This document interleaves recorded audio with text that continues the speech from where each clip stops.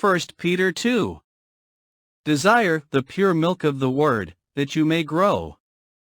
Chapter 2 of 1 Peter continues the theme of encouragement and exhortation to believers who are undergoing various trials and difficulties. Peter emphasizes the importance of living as obedient and holy people, even in the face of persecution and suffering.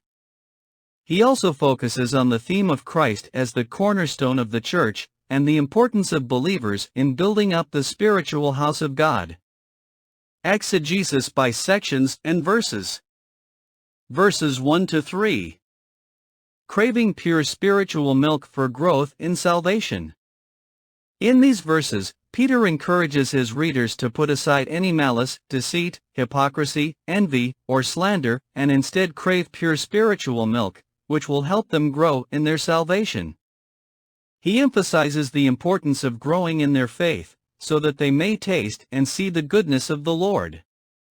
Verses 4 to 8.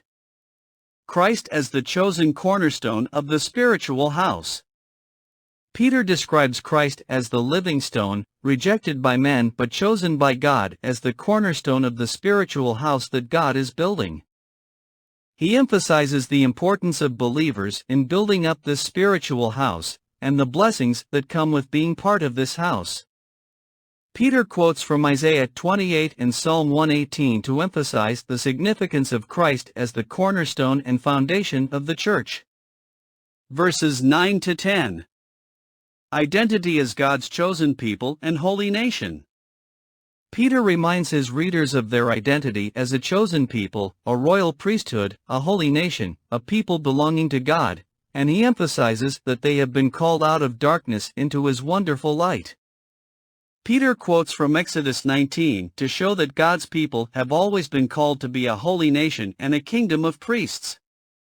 Verses 11 to 12. Living as strangers and aliens, glorifying God through good deeds.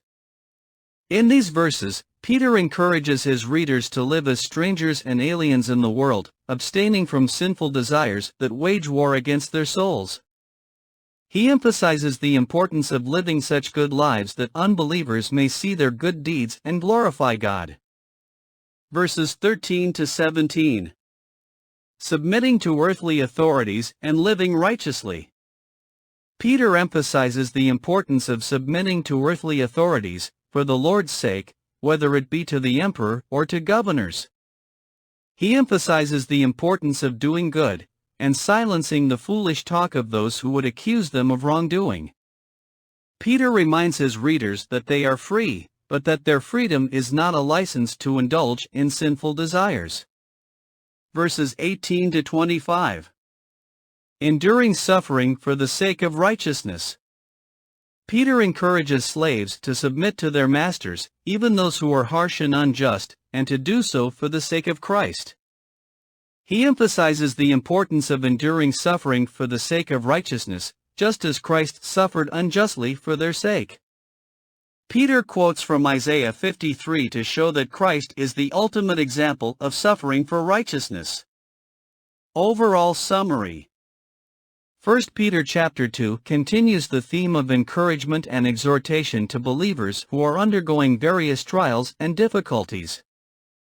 Peter emphasizes the importance of living as obedient and holy people, even in the face of persecution and suffering. He also focuses on the theme of Christ as the cornerstone of the church, and the importance of believers in building up the spiritual house of God. Peter reminds his readers of their identity as a chosen people, a royal priesthood, a holy nation, and encourages them to live such good lives that unbelievers may see their good deeds and glorify God.